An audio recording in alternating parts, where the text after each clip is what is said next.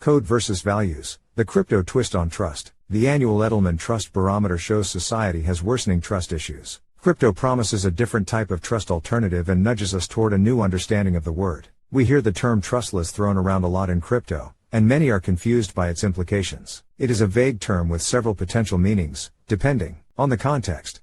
Directionless means without direction, so trustless must mean without trust, right? Surely an absence of trust is bad? It turns out that trustless is yet another term that the crypto ecosystem has appropriated and imbued with an altered definition, to refer to the lack of the need for trust. In traditional finance, we trust our banks to make our payments and safeguard our deposits, and we trust our brokers to execute our buy/sell requests. Noel Atchison is the former head of research at CoinDesk and Genesis Trading. This article is excerpted from her Crypto is Macro Now newsletter, which focuses on the overlap between the shifting crypto and macro landscapes. These opinions are hers, and nothing she writes should be taken as investment advice. In crypto, in theory, we don't need to trust any third parties. We can directly transact peer-to-peer, leaving the code to handle the balance adjustments and verify on-chain that all is in order. In theory, anyway.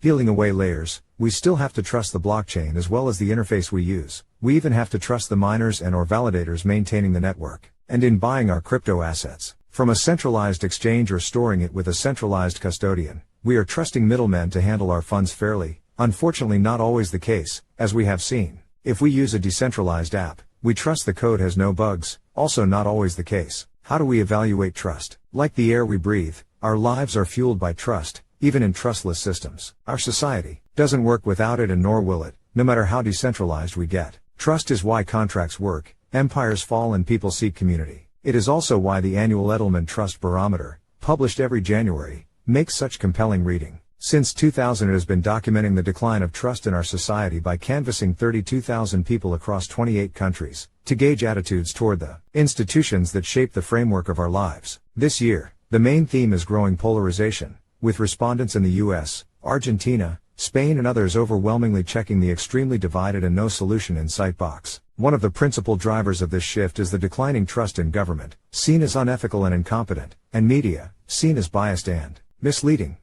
Business comes across as the only trusted pillar of our society. This year's report highlights the growing expectations the public has of CEOs. A resounding 89% of respondents expect them to take more of a stand on the treatment of employees, 82% on climate change, 80% on discrimination, rather than offer relief that at least one key group of institutions is still trusted. This raises many concerns. What is the purpose of business? To make profits for investors or to advocate for certain values? How political should business become? And to what extent could this hurt its growth potential? This shift in expectations resurfaces something I touched on earlier. We can't suppress the need for trust in our lives, and when it is damaged in one area, we look for compensation in another. But expecting businesses to step into the role of societal governance and dissemination of truth could end up distorting markets. A different trust model for crypto investing. Which brings us to crypto. An easy assumption is that crypto runs on cold code rather than warm people, and therefore delivers a purer market experience. This may be the case. No corporate decisions impacting earnings potential, leaving investors to focus on design choices. But code, especially in crypto, does embody values. Satoshi didn't create Bitcoin to fill a void in the world's trust map. He, or she or they, I'll use he for convenience, created Bitcoin to fill a void in his trust map, expecting that other like-minded individuals would find it interesting. Bitcoin has no leaders to shape it into what its market wants, nor a marketing department to help identify what that is. Bitcoin didn't go looking for users, its ecosystem spontaneously emerged among people who value what its code can do,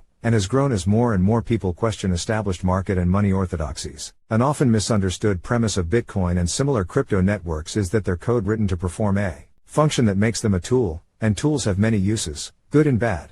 Bitcoin, for example, may have been created with certain values in mind, but that doesn't stop it from being used by those that don't share those values. This matters for investor expectations. Investing in crypto is akin to investing in tools, which makes crypto much more like a commodity market driven by supply and demand than a securities market driven by corporate strategy and soft goals. Yet, unlike commodities, crypto assets also embody certain characteristics that put them in the path of the values investing crowd, which the Edelman study showed is even larger than most of us realized. No one has ever accused copper of having values. It also matters in terms of regulatory assessment, surfacing a heated debate, with which many in crypto are all too familiar. Should you regulate a tool or only its uses? Knives can make food easier to eat and they can kill, yet no politician is advocating for the regulation of knife sales. However, Bitcoin, to choose an obvious example, was born with embedded anti-regulation sentiment. That warrants some concern on the part of those who see their influence waning. All this highlights just how new crypto concepts still are and how we have barely scratched the surface in terms of their impact on the way we see concepts such as markets, regulation and trust. It's about so much more than understanding algorithms, data structures, securities law or economic incentives. But it is worth questioning our trust in a report about trust, especially when a PR firm that caters to corporations tells us that corporations are more trusted than other areas of our societal framework. Whether the report's conclusion is biased or not, probing neatly packaged narratives is a healthy exercise.